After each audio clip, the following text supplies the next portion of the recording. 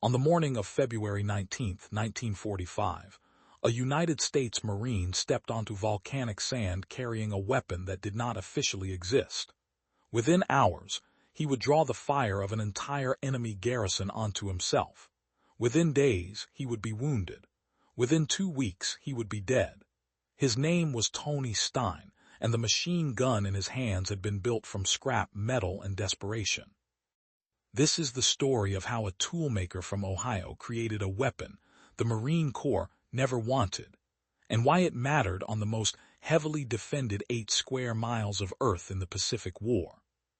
Tony Stein was born in Dayton, Ohio, in 1921, the son of immigrant parents who had crossed an ocean seeking work and stability.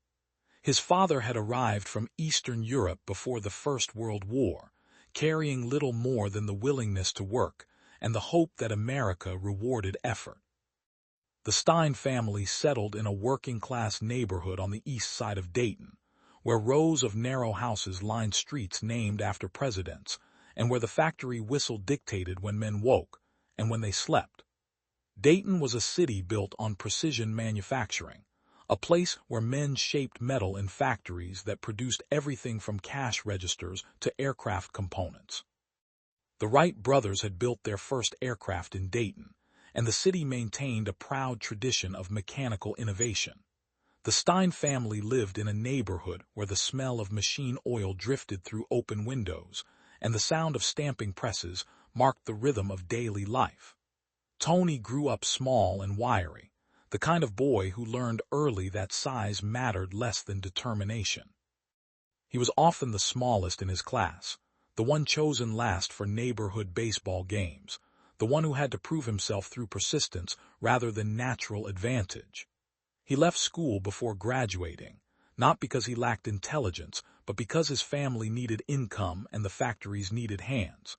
The Great Depression had hit Dayton hard, and by the time Tony was 14, his parents could no longer afford the luxury of keeping him in school.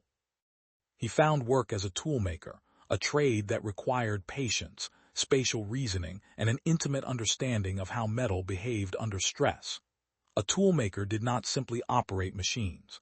A toolmaker built the devices that made other machines possible. He learned to read blueprints, to measure tolerances in thousandths of an inch, to understand that precision was not perfectionism but necessity. When a part did not fit, a toolmaker did not force it. He returned to the bench and filed metal away grain by grain until the pieces made it exactly.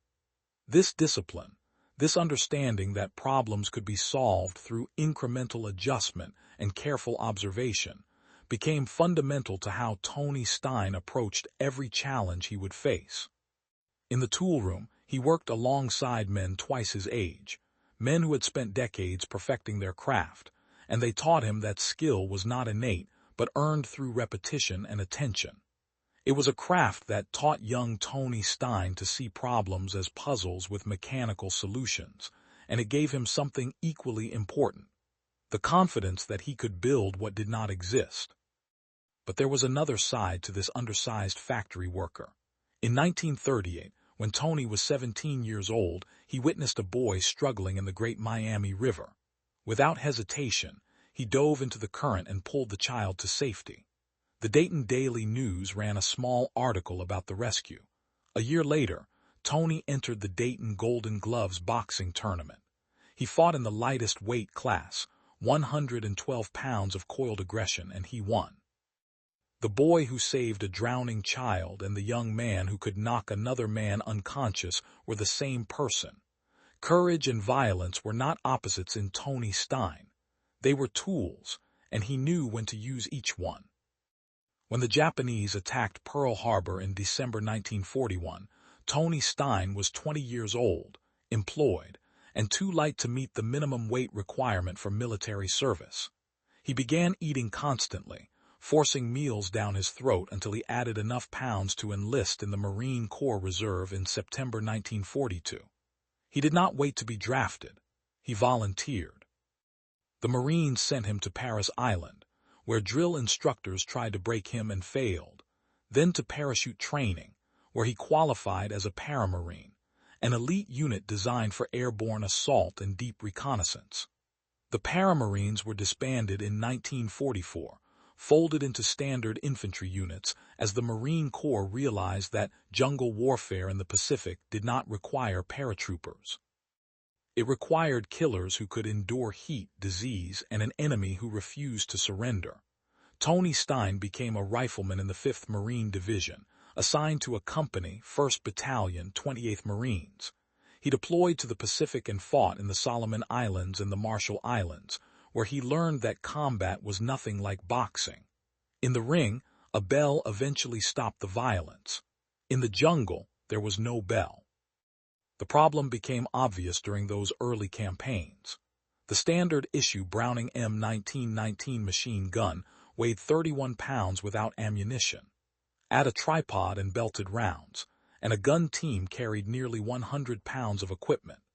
In dense jungle terrain, where visibility extended only a few yards and engagements happened at close range, the heavy machine gun was too slow to deploy and too cumbersome to maneuver.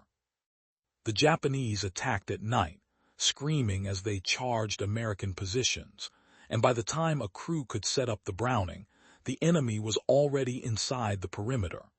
Marines needed something faster, something one man could carry and fire without support. They needed a weapon that did not yet exist. The doctrinal solution was the Browning automatic rifle, a 20-pound weapon that could be fired from the shoulder and delivered sustained automatic fire.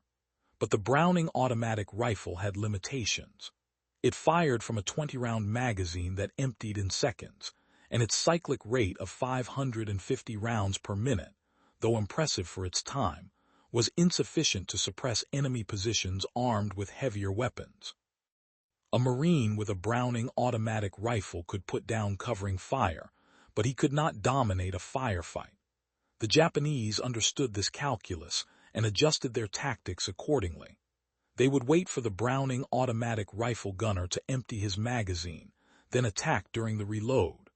The 3 to 5 seconds it took to change magazines was enough time for enemy soldiers to cover 30 yards of ground. Marines died in those seconds, and the survivors learned to hate the limitations of their weapons.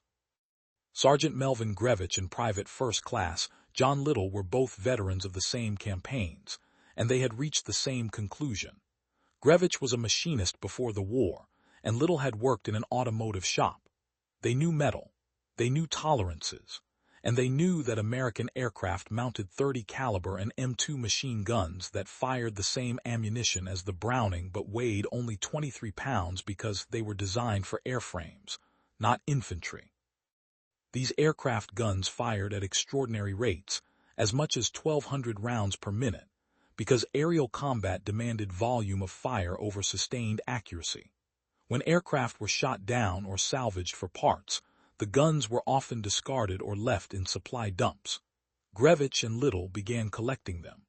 They removed the heavy solenoid firing mechanisms designed for cockpit triggers, and replaced them with simple mechanical triggers scavenged from M1 Garand rifles.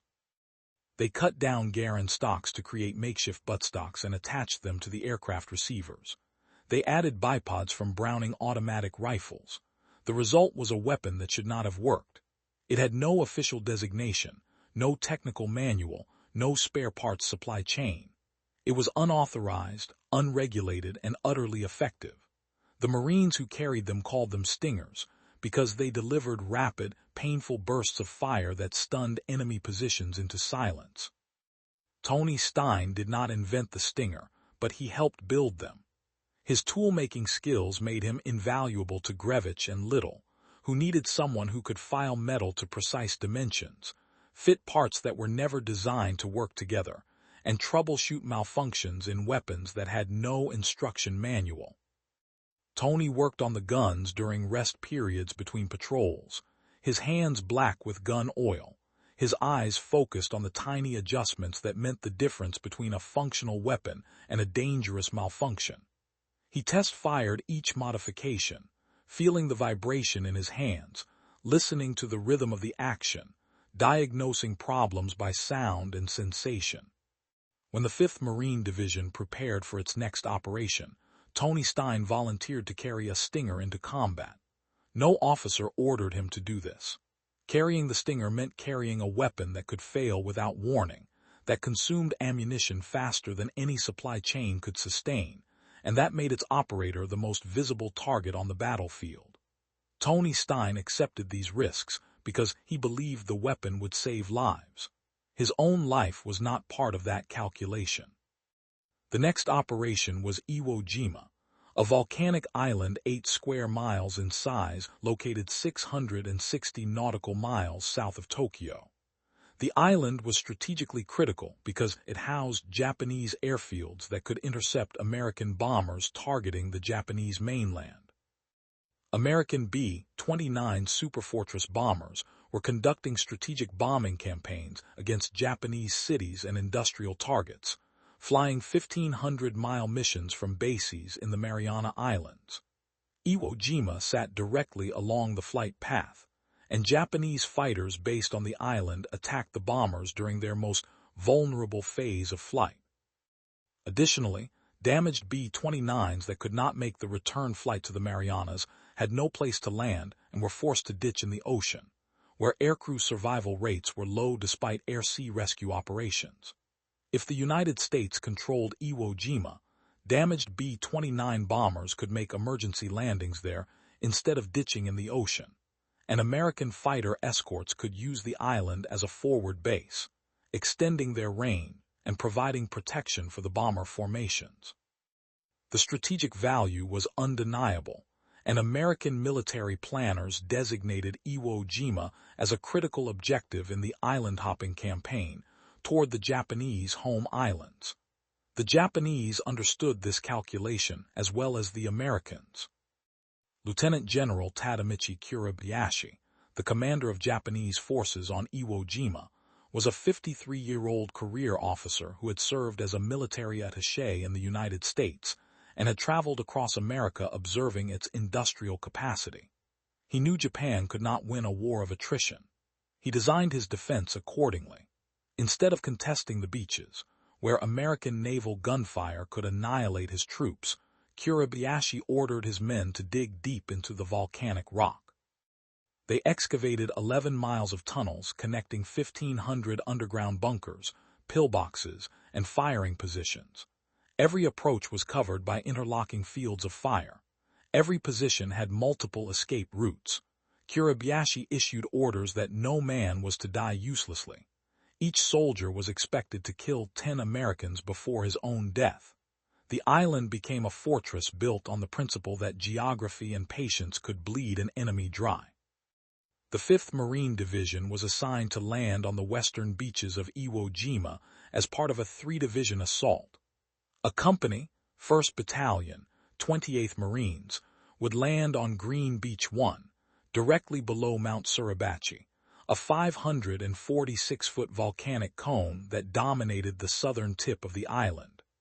Suribachi was honeycombed with artillery positions and observation posts that could direct fire onto the entire landing area.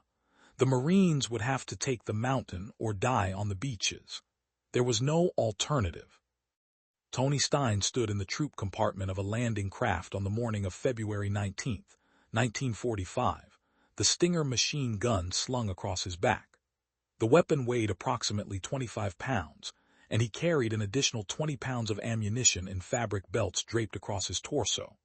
The Navy had bombarded Iwo Jima for 3 days, firing more than 20,000 shells into the island, and Army Air Force bombers had dropped thousands of tons of explosives.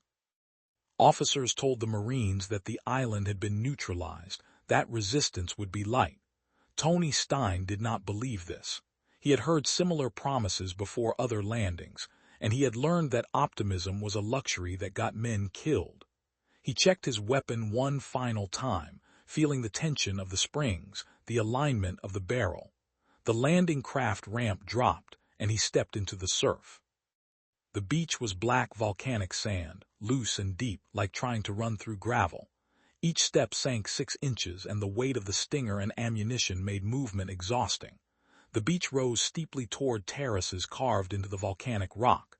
At first, there was no enemy fire. The Marines pushed inland, struggling through the sand, expecting the bombardment to have worked. Then the Japanese opened fire. The sound was overwhelming, a continuous roar of machine guns, mortars, and artillery. The enemy had waited for the Marines to cluster on the beach, waited for the landing craft to crowd the shoreline, and then they triggered a killing zone designed over months of preparation. Men fell in groups.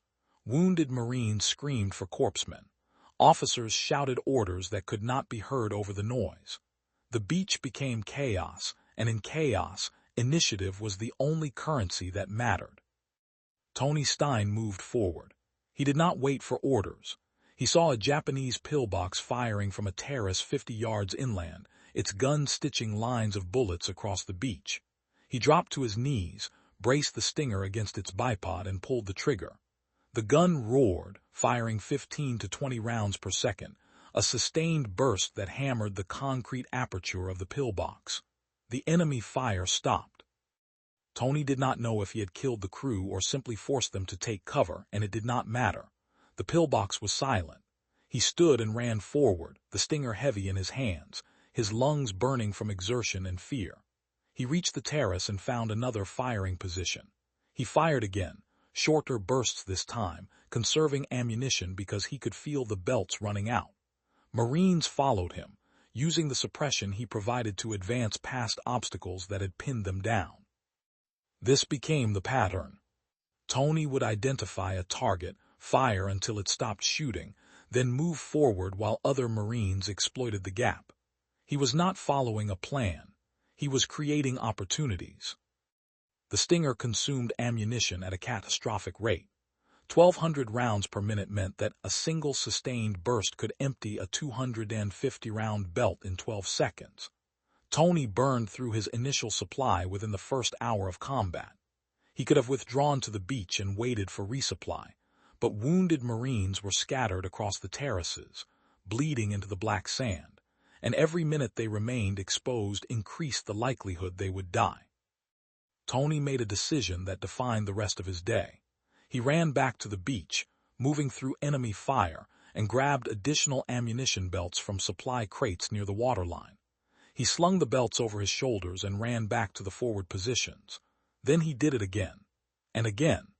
Witnesses later reported that Tony Stein made 8 separate trips to the beach under fire, each time carrying ammunition forward or helping wounded Marines back. On one trip, he found a wounded Marine unable to walk. Tony removed his helmet and boots to reduce weight, slung the injured man across his shoulders, and carried him to the beach. He returned for his equipment, put his boots back on, reloaded the stinger, and went back to the fight. Physical toll was immense.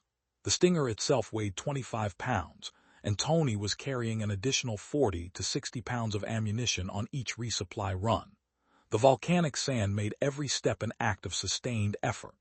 The temperature was over 80 degrees Fahrenheit, and he was wearing a combat uniform and gear that trapped heat against his body. His shoulders bled where the ammunition belts cut into his skin. His hands were blistered from gripping the hot metal of the stinger. Dehydration narrowed his vision and made his thoughts sluggish. But he continued because stopping meant other men would die, and Tony Stein had decided years earlier, on a riverbank in Dayton, that he was the kind of person who did not let people drown. Psychological cost was equally severe. Every time Tony exposed himself to enemy fire, he was gambling that the Japanese would miss. The odds of survival decreased with each trip.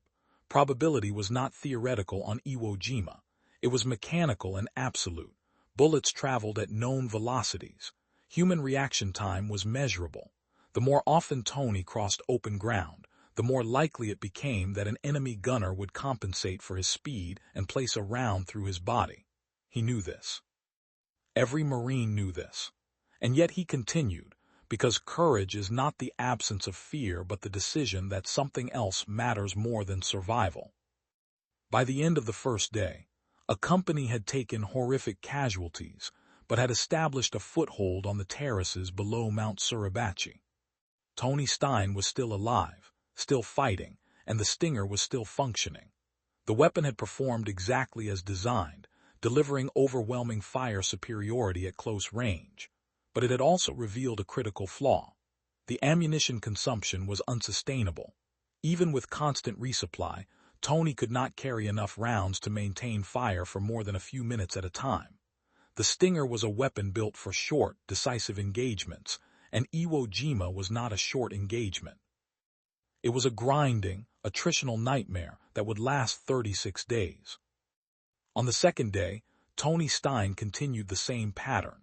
He moved forward, identified targets, fired until the Stinger ran dry, then returned to the beach for ammunition.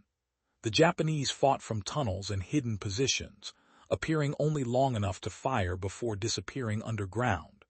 The Marines learned to use flamethrowers and demolition charges to destroy positions one at a time, a slow and deadly process.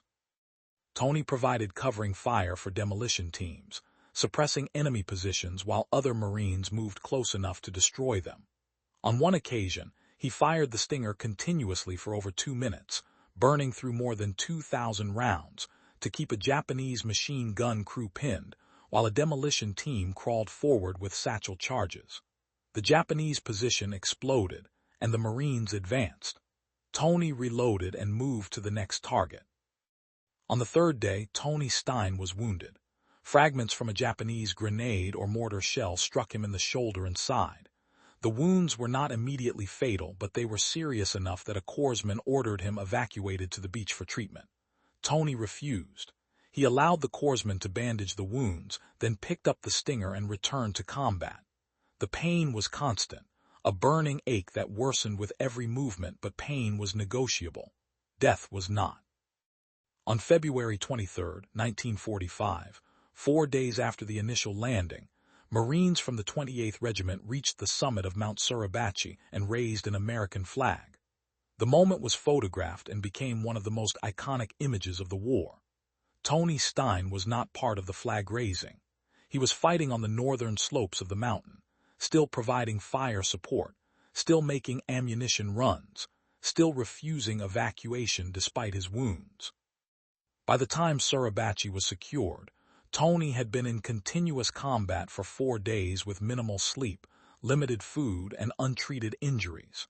His body was failing, but his will was intact. After Kuribayashi fell, the 5th Marine Division was ordered to push north toward the center of the island. The terrain grew worse. The volcanic rock was broken and jagged, creating a maze of ravines and ridges that channeled movement into kill zones. The Japanese defenders had prepared every meter of ground, and casualties mounted with every yard gained. Tony Stein was eventually evacuated to a hospital ship for treatment of his wounds. He recovered for several days, then demanded to return to his unit.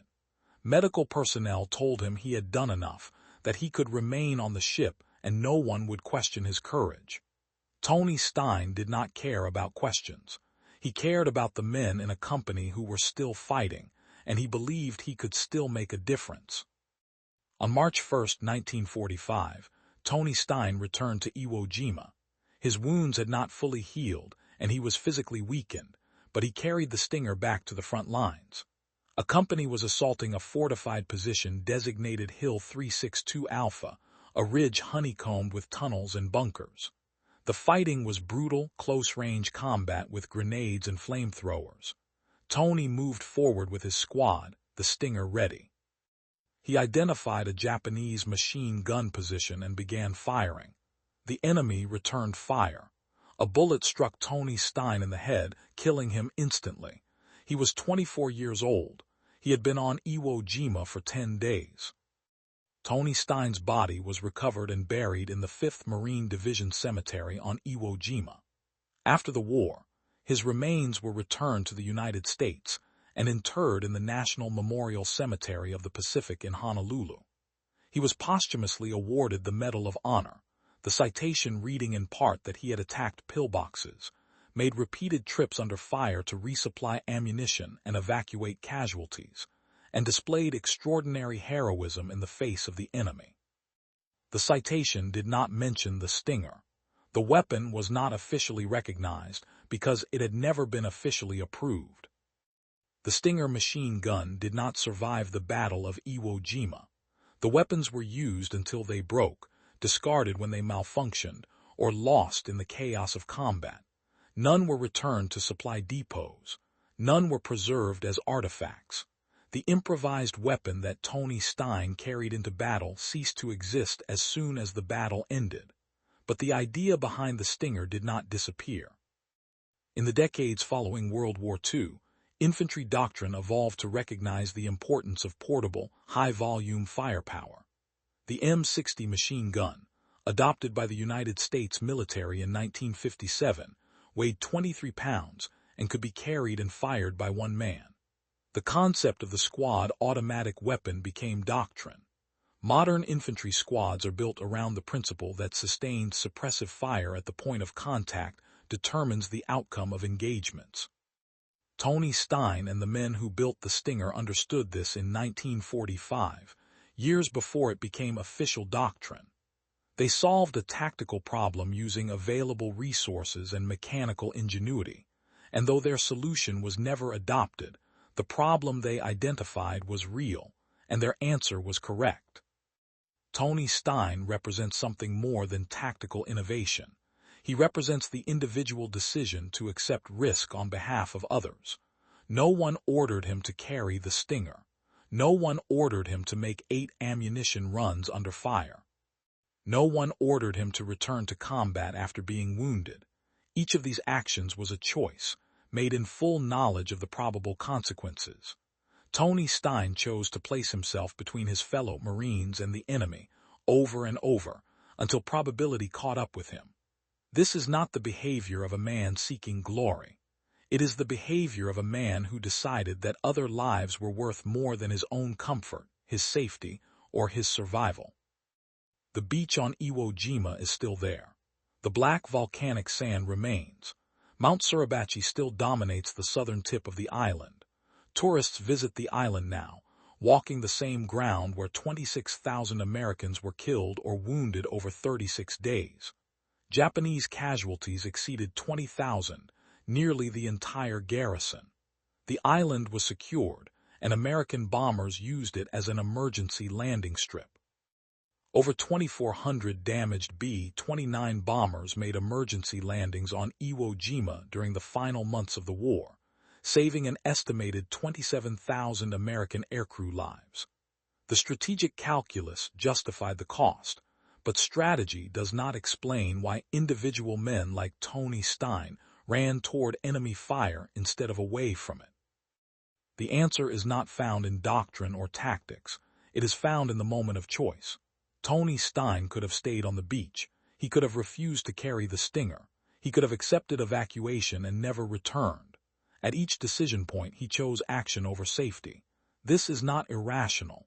It is a different calculation, one that weighs the value of others against the value of self and finds the balance tilted toward sacrifice.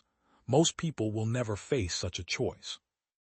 Those who do face it will discover that courage is not a feeling but a decision, made in the span of seconds, that defines the rest of a life or the end of one. Tony Stein's story is not unique. Thousands of men displayed similar courage on Iwo Jima and across the Pacific War. What makes his story worth remembering is the weapon he carried. The Stinger was a solution built from scrap, assembled by men who understood that regulations matter less than results. It was never perfect. It consumed ammunition too quickly. It was prone to malfunction. It had no spare parts, but it worked when it mattered and it saved lives.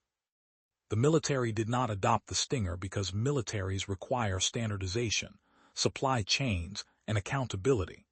Improvisation cannot be regulated, but wars are fought by individuals, and individuals solve problems using whatever tools are available. The Stinger existed because Tony Stein and men like him decided that survival required innovation, and they were willing to risk their lives testing a weapon that had no safety guarantees. The question is not whether Tony Stein was brave. The question is whether we, who live in the world his generation secured, understand what his choices cost. Courage is not free. It is paid for in blood, exhaustion, and the permanent erasure of futures that will never exist. Tony Stein died at 24. He never married. He never had children. He never built a life beyond the war. Everything he might have been ended on a volcanic ridge in the Pacific, and the only legacy he left is the memory of what he chose to do when the choice was his alone. This is why we remember. Not because Tony Stein was exceptional, though he was. Not because the stinger was revolutionary, though it pointed toward the future. We remember because forgetting dishonors the cost. Every person alive today exists in a world shaped by decisions made by men and women who chose sacrifice over survival. We do not have to agree with the wars they fought. We do not have to celebrate violence. But we do have to acknowledge that freedom, security, and peace are not natural states. They are maintained by people willing to pay a price most of us will never be asked to pay. Tony Stein paid that price on Iwo Jima. The stinger he carried was a weapon that should not have existed, built by men who refused to accept that the tools they were given were sufficient. They made something better and they died using it. This is not a story about glory. It is a story about necessity, improvisation, and the willingness to act when action is dangerous. It is a story that deserves to be remembered, not because it is comfortable, but because it is true. If you found this story meaningful, please subscribe to this channel and like this video. Share your thoughts in the comments below. Do you think innovation in combat comes from necessity or desperation? And would you be willing to carry a weapon into battle that no one had tested if you believed it could save lives? These are not easy questions, but Tony Stein answered them with his actions. The least we can do is remember.